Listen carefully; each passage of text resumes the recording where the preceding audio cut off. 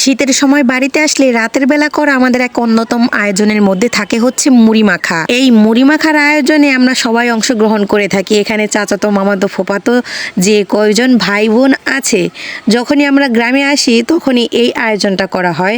তো আজকেও আমরা এখন প্রায় রাত 9টা বাজে, এই সময়টাতে মুড়ি মাখার আয়োজন হিসেবে টমেটো, শসা, পেঁয়াজ, কাঁচামরিচ, সাথে এই বিলাতি ধনিয়া পাতা নিয়েছি।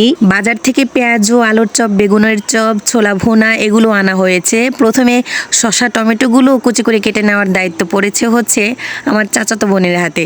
তো এই সব কিছু কেটে কুচি করে নিচ্ছে, কারণ এগুলো আগে মাখাতে হবে, তারপর বাকি ইনগ্রিডিয়েন্টসগুলো দেওয়া হবে। ছোট ভাবির কথা অনুযায়ী একটু লেবু আর সামান্য একটু আদাও কুচি করে কেটে দেওয়া হয়েছে। গতকালকে রাতেও মুড়ি মাখিয়েছিলাম, তবে ওটাতে এত কিছু দেওয়া হয়নি, শুধু একটু চানাচুর, পেঁয়াজ আর একটু সরিষার তেল আর কাঁচামরিচ কুচি করে কেটে দিয়েছিলাম।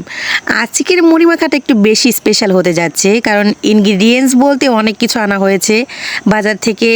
এই যে দেখতেই পাচ্ছেন মুড়ি এনেছি, এখন প্যাকেট থেকে এক এক করে আলুর চপ, বেগুনের চপ খোলা হচ্ছে। বেগুনের চপগুলো একটু ঠান্ডা হয়ে গিয়েছে, কারণ অনেকক্ষণ আগে আনা হয়েছে, সন্ধ্যার সময় এনে রেখেছি।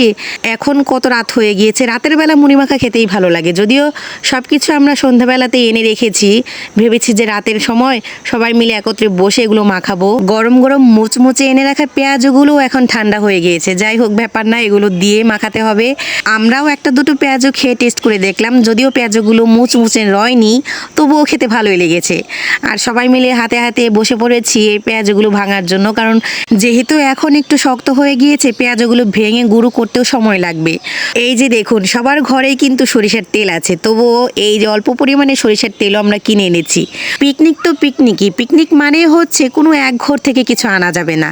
যা কিছু দরকার আছে সবাই যার যার মতো করে অল্প করে হলেও বাজার থেকে কিনে আনার হলে সেখান থেকে কিনে আনবো, আর তা না হলে শেয়ারিং যে ব্যাপারটা থাকে ওটা অবশ্যই থাকবে। বাড়িতে থাকা কোনো এক ঘরের উপর মোটেও প্রেশার দেওয়া যাবে না, মানে কোনো এক ঘরের মানুষদেরকে সব কিছুর জন্য দায়িত্ব দেওয়া যাবে না, সবাই মিলেই হাতে হাতে করতে হবে। আমরা কিন্তু বারান্দাতেই বসেছি, কোনো ঘরেও বসিনি। একবার উঠোনে বসতে চেয়েছিলাম, কিন্তু যেই পরিমাণ ঠান্ডা তাই উঠোনে বসার আর সাহস পাইনি। আমি চাদর মুড়ি দিয়ে এখানে বসে পড়েছি। পেঁয়াজ ও আলুর চপ, বেগুনের চপ দিয়ে এই মাখার মিশ্রণটা দেখে আমার তো এখনই লোভ লেগে গিয়েছে, কখন যে মুড়ি ঢালা হবে, কখন যে খেতে পারবো। অবশ্য বেশি একটা সময় লাগবে না, কারণ যেহেতু হাতে হাতে করছি। আমি একটা একটা করে পরপর দুটো পেঁয়াজও খেয়ে নিয়েছি, ওরা টেরই পায়নি। অবশ্য টের পেলেও কিছু বলবে না, কারণ আমি একটু যেহেতু সিনিয়র এখানে। আমার আবার বাড়িতে আসলে ছোট ব্যাচদের সাথে খাতির একটু বেশি হয়, মানে যারা জুনিয়র আছে তাদের সাথে হাঁটা চলাটা একটু বেশি হয়, তাদের সাথে গল্প আড্ডা দেওয়াটাও বেশি হয়। বোনদের সাথে যেমন দুষ্টুমি করি, তেমন ভাগ্নিদের সাথেও আজকে দুষ্টুমি করেছি। সবাই মিলে অনেক কথা বললাম, হাসাহাসি করলাম, দুষ্টুমি করলাম, পরিশেষে মুড়িগুলোও ঢেলে দেওয়া হয়েছে। এই মুচমুচে মুড়িগুলো খেতেও কিন্তু খুব সুস্বাদু, যদিও কেনা মুড়ি, তবে মুড়িগুলো একদম মুচমুচে। সবশেষে একটু সরিষার তেল উপরে ছড়িয়ে দেওয়া হলো।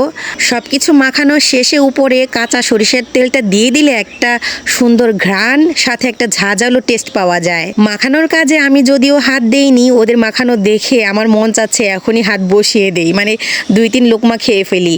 কাছ থেকে এত সুন্দর একটা স্মেল আসছিল, মানে ঝাঁঝালো প্লাস হচ্ছে পেঁয়াজের একটা স্মেল। বিলাতি ধনিয়া পাতা দেওয়াতে মাখাটা আরও বেশি লোভনীয় হয়েছে। মাখা শেষে গুরুজনদেরকে আলাদা করে দিয়ে দেওয়া হয়েছে, ওনারা রুমে বসেই খাবেন। আর আমরা যারা কাজিন এবং ভাগ্নিরা আছি সবাই মিলে বারান্দায় বসে পড়েছি একে বোলের মধ্যে খাওয়ার জন্য, মানে এই বিশাল আকৃতির বোল বা গামলা যেটাই বলেন না কেন, সেখানেই আমরা সবাই মিলে হাতে হাতে খাওয়া শুরু করে দিয়েছি। মুড়ি মাখাটা খেতে এতই মজা হয়েছে যে, মানে এত পরিমাণে সুস্বাদু হয়েছে, যেই কারণে আমরা সবাই মিলে কথা বলা বাদ দিয়ে চুপচাপ খাওয়া শুরু করে দিয়েছি। কারো দিকে কেউ তাকাচ্ছি না, কথা বলতে গেলেই এক লোকমা মুড়ি কম পড়ে যাবে, তাই খাওয়ার মাঝখানে কোনো কথা বলা চলবে না।